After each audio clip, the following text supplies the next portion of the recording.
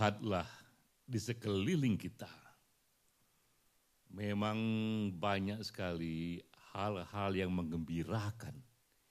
Tapi berjalanlah lebih jauh lagi, galilah berita, dalami peristiwa, baca media, dan kita melihat di sana tersembunyi begitu banyak kesedihan, kisah-kisah penderitaan tentang ketidakadilan, hak-hak asasi yang dilanggar, dan mereka yang dipinggirkan.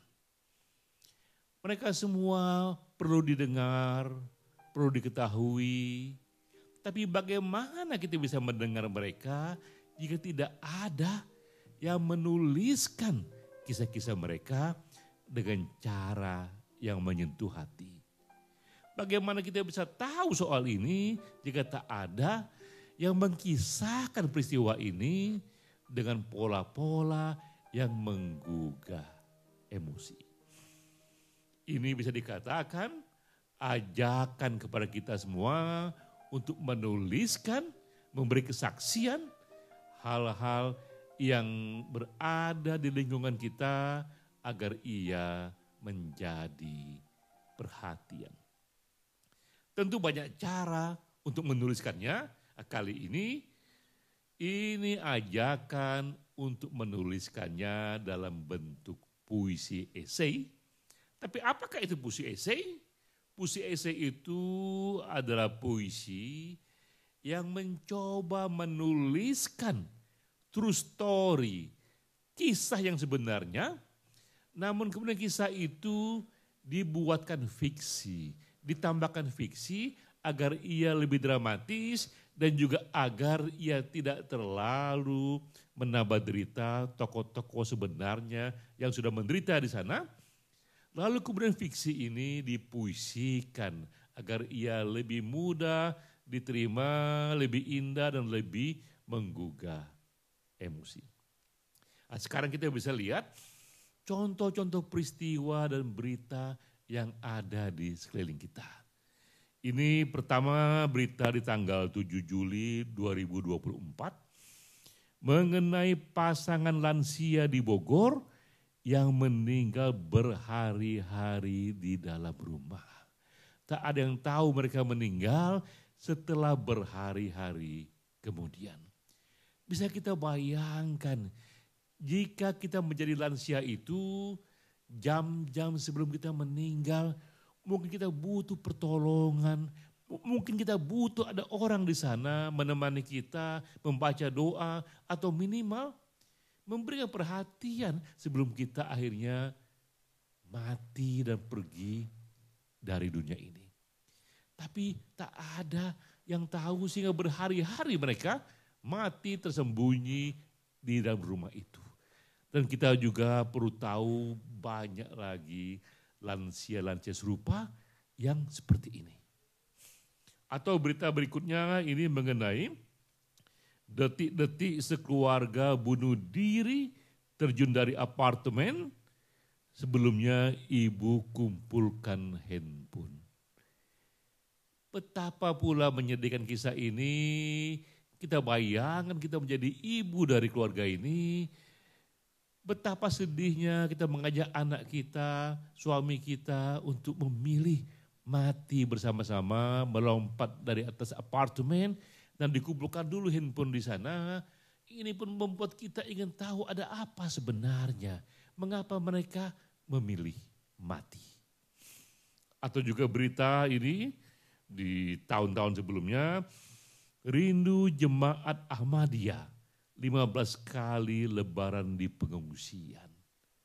Apa yang terjadi? Mengapa ini warga negara yang sah juga dari Indonesia, dari Mataram, terusir dari tanahnya selama 15 tahun tak bisa pulang, dan 15 tahun pula mereka merayakan hari lebaran di pengungsian semata-mata karena mereka meyakini paham yang berbeda yang sebenarnya dilindungi oleh konstitusi. Apa yang terjadi? Mengapa seperti ini?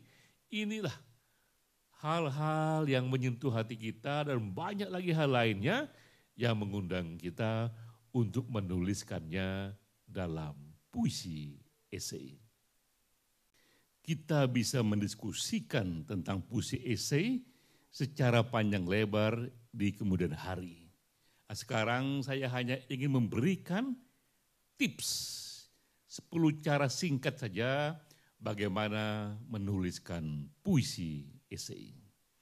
Pertama adalah pilihlah satu peristiwa yang terjadi sebenarnya, true story, yang dramatis, yang menggugah emosi, seperti tadi yang dicontohkan tadi, peristiwa yang benar-benar membuat kita merenung, menyentuh hati kita, mungkin juga membuat kita menangis.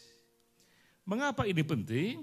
Karena peristiwa yang dramatis itu, yang memang dari sononya kata orang dramatis, itu sudah 70% menyumbang kepada puisi esai yang juga nanti ini menyentuh hati. Karena puisi esai tinggal menambah fiksinya saja, tinggal menambah dramatisasinya saja, sehingga true story itu menjadi puisi esai. Kedua, upayakan peristiwa itu sudah menjadi berita di media. Mengapa ini penting? Karena pertama kita menghindari jika berita itu misalnya hoax, bukan berita yang sebenarnya. Dan kedua juga dengan berita itu sudah ada di media, kita pun bisa memberikan fasilitas kepada pembaca untuk menggali peristiwa sebenarnya hanya dengan mengklik linknya saja karena semua sudah ada di media dan ini era the internet of everything sehingga memudahkan kita semua untuk menggalinya. Ketiga, jadikan peristiwa itu sebagai catatan kaki di puisi esai. Nah ini poinnya bahwa catatan kaki itu begitu penting posisinya dalam puisi esai. Tak ada puisi esai tanpa catatan kaki. Mengapa? Karena catatan kaki di puisi esai ini dia mewakili true story yang akan kita kisahkan. Sehingga catatan kaki di sini dia adalah ibu kandung dari puisi esai di atasnya. Puisi hanya bisa kita buat karena ada faktanya, ada peristiwa true story-nya yang mau kita kisahkan dan peristiwa itu diwakili oleh catatan kaki. Yang keempat, ubah kisah yang sebenarnya yang dipilih itu menjadi puisi. Mengapa ini penting? Karena tadi kita ingin peristiwa ini lebih indah dibaca, lebih menyentuh hati. Puisi punya banyak perangkat untuk itu dengan menambahkan metafor di sana, menambahkan bentuk-bentuk hiperbolis dalam ekspresinya, menambahkan simbol-simbol di sana, banyak lagi hal lainnya yang disediakan puisi untuk membuat peristiwa itu lebih indah dibaca, lebih menyentuh hati dibaca. Kelima, ciptakan drama dan fiksi untuk mewakili peristiwa itu. Nah ini hal penting lainnya. Kita harus ingat bahwa kita bukan menulis dokumenter, kita bukan membuat laporan jurnalistik, tapi kita membuat puisi sehingga yang kita tampilkan itu adalah fiksi. Bukan benar-benar peristiwa as it is seperti dokumentasi. Kita bisa kerjakan ini misalnya nama yang sebenarnya kita ubah. Sebenarnya namanya Hasan, kita ubah menjadi Amir. Nama sebenarnya Tuti, kita ubah menjadi Maria misalnya.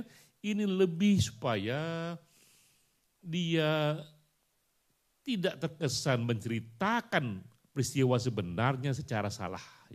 Tapi ini memang satu fiksi yang terinspirasi dari peristiwa sebenarnya. Lihat saja di sana, bahkan nama-namanya pun juga berubah. Dan kita pun menambahkan aneka drama di sana, aneka plot, aneka konflik, agar ia benar-benar menjadi satu kisah yang menyentuh hati. Walaupun kita tahu dan kita nyatakan kisah aslinya, settingnya ini terinspirasi oleh kisah yang sebenarnya. Kelima, gunakan bahasa yang komunikatif, tapi menyentuh emosi dan ekspresikan juga lewat berbagai perangkat puisi lainnya. Nah ini penting karena kita menghindari menulis puisi dengan bahasa yang bertekak-tekuk yang hanya dimengerti oleh penyair itu sendiri atau hanya dimengerti oleh segelintir kelompok yang benar-benar menguasai bahasa itu.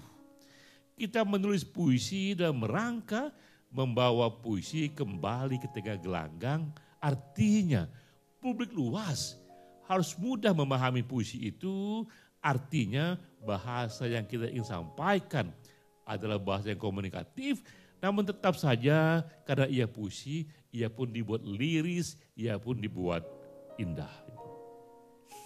Kemudian ketujuh, panjang dan pendek puisi tak ditentukan. Tentu saja karena kisah itu bisa panjang, bisa pendek, ada cerpen, ada novel, juga demikian dalam puisi esai, ada yang pendek, ada yang panjang, tergantung dari seberapa jauh kita ingin bercerita.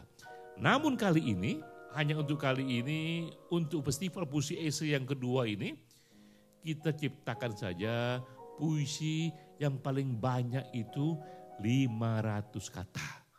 500 kata tak termasuk dengan catatan kaki dan tak termasuk dengan konteks sosial yang akan kita letakkan di depan.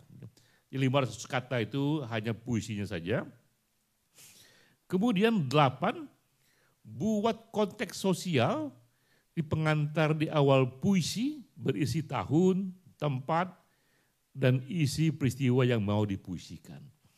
Nah di sini letak beda puisi esai setelah judul dan nama penyairnya. Tak langsung puisi dia, tapi ada dulu satu alinea pengantar dari peristiwa itu. Kita ceritakan settingnya, oh ini terjadi di tahun 2002 misalnya, di Jakarta misalnya, atas peristiwa 2 lansia yang mati tanpa diketahui tetangganya berhari-hari.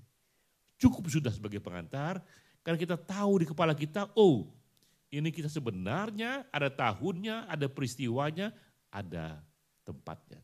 Lalu sejak itu baru kita setelah itu memulai dengan puisinya. 9, agar lebih hidup bisa masukkan dialog atau monolog.